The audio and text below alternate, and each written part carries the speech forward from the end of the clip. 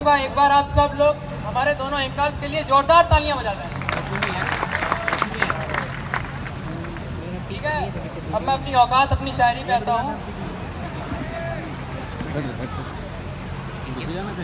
तुम्हारे होठों की मस्तियों में ये सारी महफिल चहक रही है, हुआ जो जुम्मे की रात में था।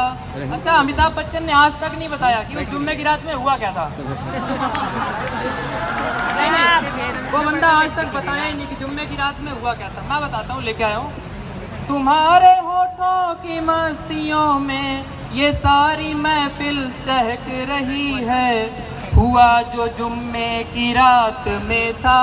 ये शर्ट अब तक महक रही है, ये शर्ट अब तक महक रही है।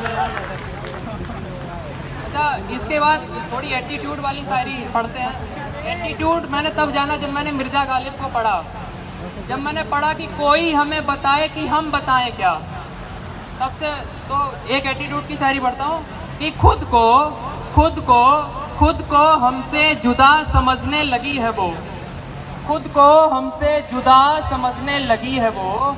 और अगली लाइन पे आपकी तालियां उठेंगी, इसका मुझे पूरा विश्वास है कि खुद को हमसे जुदा समझने लगी है वो।